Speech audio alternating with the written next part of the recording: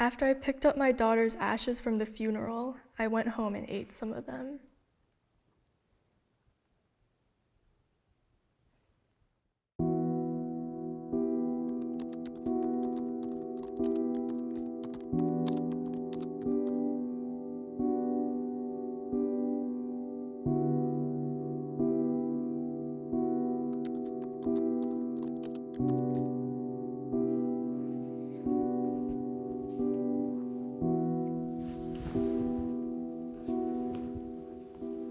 I found one of my old suicide notes in my father's office.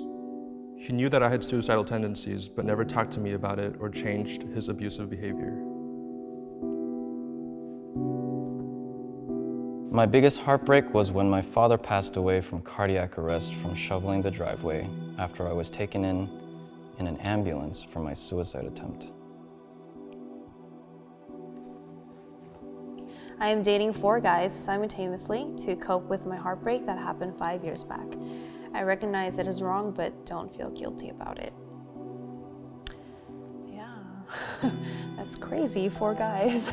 Some kids in my class formed a WhatsApp hate group of my name a year back. I recently found out that my best friend is also a member in it. Looking back at what my father made me do to my younger cousins when I was 8 years old, I realized that I am a molester.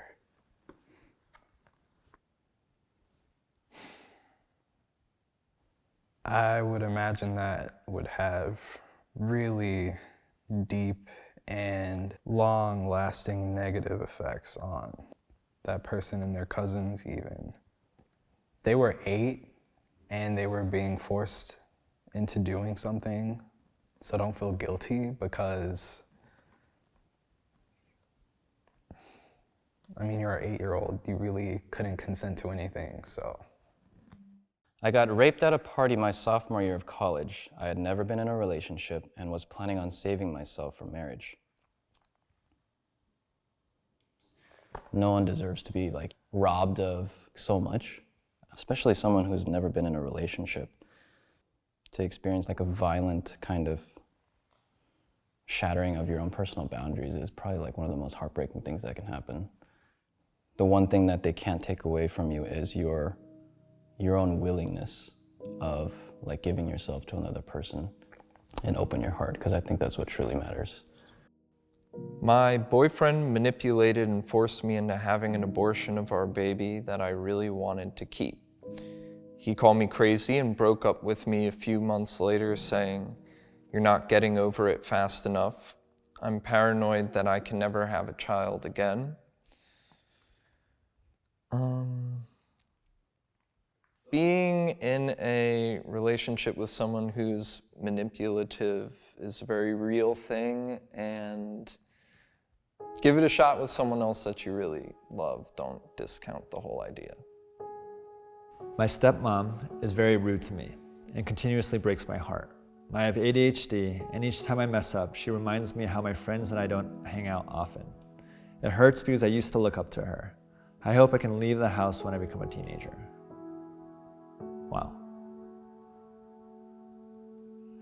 I think this makes me sad because this is obviously someone who's pretty young who wrote this. They're not even a teenager yet. And to have someone who's in your home who's supposed to love you and care for you be the one that's actually antagonizing you, I think it's really, it really sucks. Their stepmom is human too. What they say is not necessarily true, and they shouldn't carry this with them. Yeah. My best friend and I would spend almost every single day together. People would say our friendship was straight out of a movie. I struggled a lot with depression and anxiety, so one day I decided to tell him all about my worries. Because of this, he started to become distant. Once, when I was ranting a lot, he looked me in the eyes and said, "I wish you would kill yourself already." I still love him and hate myself for that.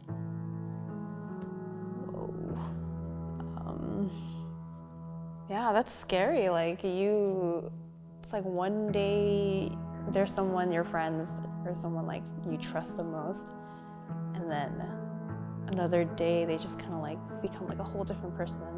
I think takes a while to rebuild that trust again with other people. It's hard. The last few women I've slept with have turned out to be racist. One of them started calling a stranger black slurs. Another night, a different woman shouted racist stereotypes at a stranger. As a black Latin woman, it hurts endlessly to know that people I shared my body with could be so hateful towards people that look like me. Whoa. I imagine it must be really startling and like a punch in the face of sorts. Racism is one of the most vile or hateful ways to interact with someone. Our relationships or our past aren't representative of who we are.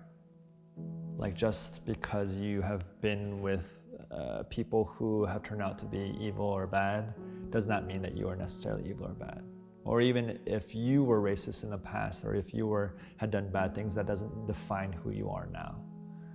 But it's really important to know and recognize who it is that you are and how it is that you want to live your life. The other day, I took a few selfie pictures of myself and realized how ugly I am. It breaks my heart to acknowledge how much I hate my face.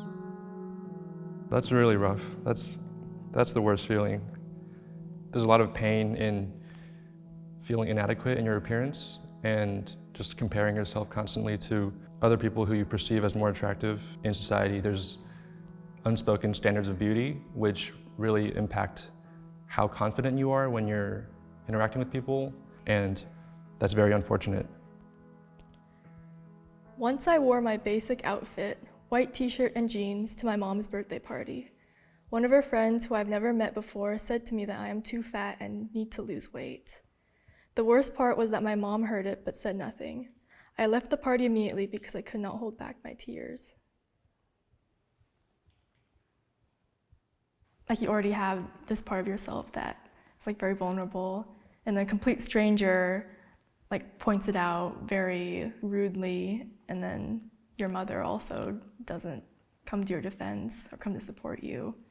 I didn't always think that the clothes I wanted to wear suited me, and there was like this moment I distinctly remember in middle school, it was like in math class, and I just I looked down and I was like, oh wow, like I don't feel great. And like I couldn't focus on anything else. Like, I was in class, I was supposed to be learning, but that was all I could think of.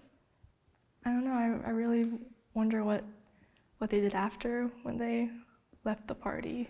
I hope they're okay. What do you think they would have done? First, like, take a walk, maybe cry. Crying feels better. You need that sometimes, so.